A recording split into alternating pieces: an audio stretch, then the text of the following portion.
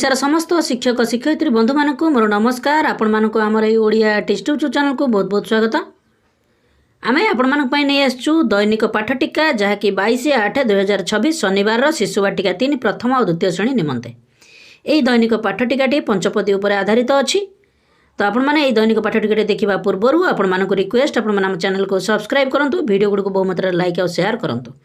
चलतु आम दैनिक पाठटिकाटी आरंभ करवा।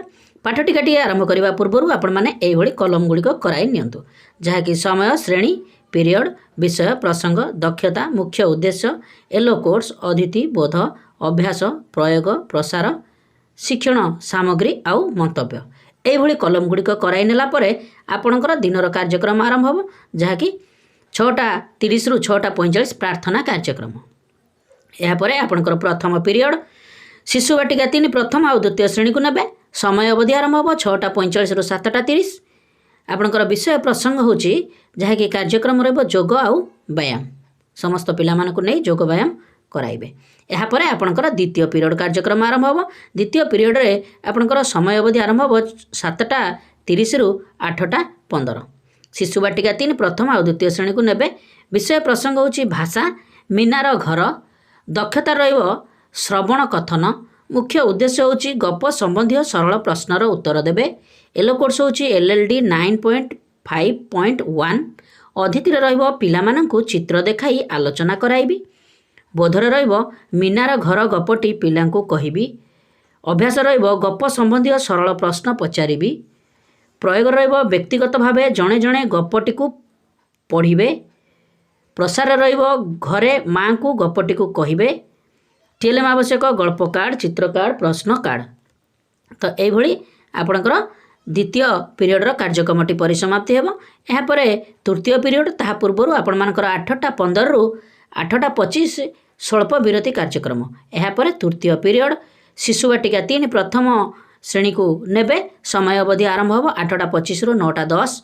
विषय प्रसंग होची भाषा चटिया, दक्षता रहबो श्रवण कथन, मुख्य उद्देश्य होची कविता संबंधी सरल प्रश्नर उत्तर कहिबे। एलो कोर्स होची LLD 9.1.1। अतिथि रहिबो पिला माने अभिनय सह कविता आवृत्ति करिवे। बोधरे रहिबो दलगत कार्य, प्रथम दल आवृत्ति करिवे, द्वितीय दल अभिनय करिवे। अभ्यास रहिबो विभिन्न पक्षीक राब को कहिबे। प्रयोग रे रहिबो पाठ्यपुस्तकर 41 पृष्ठार 1 नंबर को करिवे। प्रसार रहिबो पक्षीर चित्र संग्रह करी खातारे लगाओ। TLM आवश्यक पाठ्यपुस्तक, चित्र कार्ड, प्रश्न कार्ड। तो यही आपणकर तृतीय पीरियडर शिशु वाटिका 3 प्रथम श्रेणी कार्यक्रमटी परिसमाप्ति हेबो।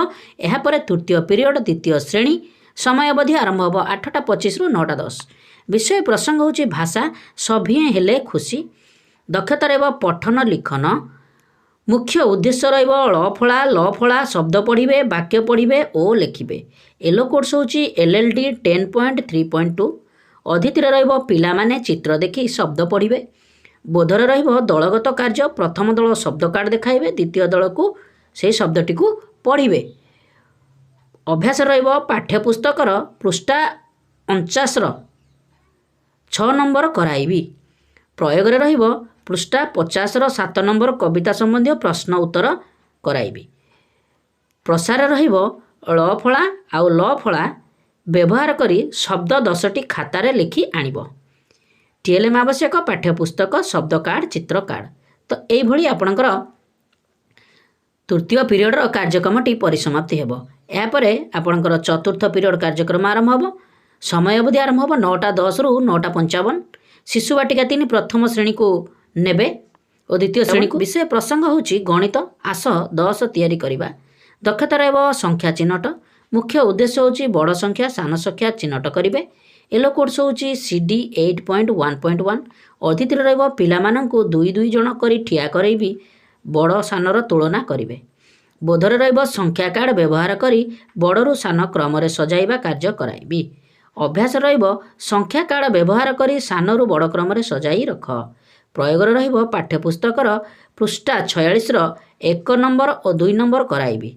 बड़ संख्या रे गोल बुलाओ, सान संख्या रे चतुर्भुज कर, कोठोरी कर। प्रसार रहिबो बड़ सान 2टी पत्रर चित्र अंकन करी आनिबो। TLM आवश्यक संख्या कार्ड, GK किट, जादू पेड़ी। এইভাবে আপনার চতুর্থ পিরিয়ডর কার্যক্রমটি পরিসমাপ্তি হব। এরপরে পঞ্চম পিরিয়ড, তাহা পূর্বর আপনার 9:55 রু 10:40 ମଧ୍ୟାହ୍ନ ବିରତି କାର୍ଯ୍ୟକ୍ରମ। ଏହାପରେ ଆପଣଙ୍କର ପଞ୍ଚମ ପିରିୟଡ଼ କାର୍ଯ୍ୟକ୍ରମ ଆରମ୍ଭ ହେବ। ଶିଶୁ ବାଟିକା 3 ପ୍ରଥମ ଓ ଦ୍ୱିତୀୟ ଶ୍ରେଣୀକୁ ନେବେ। ସମୟ ଅବଧି ଆରମ୍ଭ ହେବ 10:40 ରୁ 11:20। ବିଷୟ ପ୍ରସଙ୍ଗ ହେଉଛି ଗଣିତ। ସ୍କୋୟାର କାଉଣ୍ଟର ଦ୍ୱାରା ଖେଳ ଖେଳିବେ। ଦକ୍ଷତା ରହିବ ସଂଖ୍ୟା ଖେଳ। ମୁଖ୍ୟ ଉଦ୍ଦେଶ୍ୟ ହେଉଛି ସ୍କୋୟାର କାଉଣ୍ଟରର ଧାରଣା। ୟେଲୋ କୋର୍ସ ହେଉଛି CD 8.3.1। ଅତିଥିରେ ରହିବ ପିଲାମାନଙ୍କୁ ବିଭିନ୍ନ ସ୍କୋୟାର କାଉଣ୍ଟରର ଦେଖାଇ ଚିହ୍ନଟ କରାଇବି। ବୋଧରେ ରହିବ ବିଭିନ୍ନ ଚିତ୍ର ଅଙ୍କନ କରି ସେଥିରେ ସଜାଇବା ପାଇଁ କହିବି। ଅଭ୍ୟାସ ରହିବ ଆପଣମାନେ ଏଠାରେ ଦେଖୁଥିବେ ଚିତ୍ରଟି ହେଇଛି, ଏଇଭଳି ଚିତ୍ର ମାଧ୍ୟମରେ ସଜାଇବା ପାଇଁ କହିବି। ପ୍ରୟୋଗରେ ରହିବ ତୁମେ ନିଜେ ବିଭିନ୍ନ ଚିତ୍ର ଅଙ୍କନ କରି ସ୍କୋୟାର କାଉଣ୍ଟର ଦ୍ୱାରା ସଜାଇବ। ପ୍ରସାରରେ ରହିବ ଖାତାରେ ଚତୁର୍ଭୁଜ, ତ୍ରିଭୁଜ, ବୃତ୍ତ ଆଉ ଆୟତଚିତ୍ର କରି ଆଣିବ। TLM ଆବଶ୍ୟକ GK କିଟ୍ର ସ୍କୋୟାର କାଉଣ୍ଟର। ତ এইভাবে ଆପଣଙ୍କର ପଞ୍ଚମ ପିରିୟଡ଼ର କାର୍ଯ୍ୟକ୍ରମଟି ପରିସମାପ୍ତି ହେବ। ଏହାପରେ ଷଷ୍ଠ ପିରିୟଡ଼। ସମୟ ଅବଧି ଆରମ୍ଭ ହେବ 11:20 ରୁ 12ଟା। ଶ୍ରେଣୀ ନେବେ ଶିଶୁ ବାଟିକା 3 ପ୍ରଥମ ଆଉ ଦ୍ୱିତୀୟ ଶ୍ରେଣୀକୁ। ଷଷ୍ଠ ପିରିୟଡ଼। ବିଷୟ ପ୍ରସଙ୍ଗ ହେଉଛି ପରିବେଶ ଭିତ୍ତିକ ଶିକ୍ଷା, ଆମ ଜୀବଜଗତ। ଦକ୍ଷତା ରହିବ ଜୀବଜନ୍ତୁଙ୍କ ବାସସ୍ଥାନ ବିଷୟରେ ଜାଣିବେ।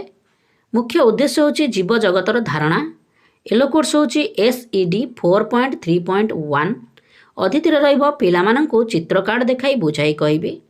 ବୋଧରେ ରହିବ ଚିତ୍ର ଦେଖି ପରସ୍ପର ମଧ୍ୟରେ କଥା ହେବା ପାଇଁ କହିବି। ଅଭ୍ୟାସ ରହିବ ଚିତ୍ରରେ କେଉଁ ପଶୁପକ୍ଷୀ ଦେଖୁଛ ସେମାନଙ୍କର ନାମ କୁହ।